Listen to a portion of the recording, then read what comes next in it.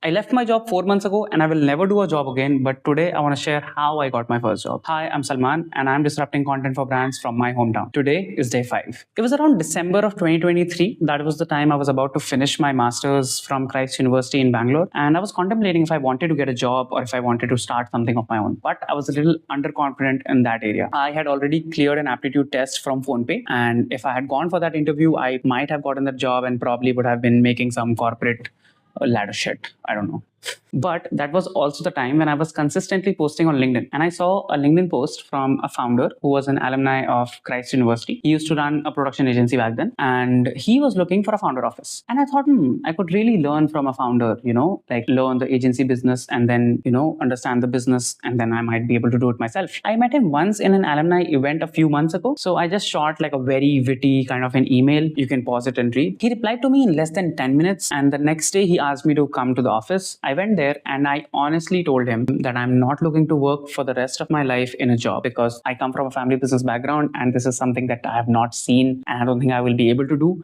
He kind of understood it. He took it very nicely, and maybe that is because he also comes from a family business background. He gave me a few tasks and gave me only 24 hours to do those tasks. I barely finished them, but before I could present it, he had to get into a medical procedure, which delayed my presentation for 10 days. By this time, I had forgotten what I had prepared. On the day of presentation, I really flopped. I bombed. He gave me like 3.5 out of 10. He does that a lot to everyone. But on that same call, he gave me a last chance. So this production agency was doing some shoot for Scalar School of Technology in Bangalore, and they wanted me to be a production assistant. He wanted to see if I was compatible with the team, if I was gelling with them, and if I was a good addition to them. I was getting paid for this around 1,200 rupees per day. It was a 2-day shoot, so I went there and I kind of tried to do more than what a production assistant might do in a shoot. So apart from just moving things and equipment and cameras and making a set, I was also doing interviews apparently. So a production assistant who was doing 16-hour shifts ended up doing 2 interviews of judges and 2 interviews of students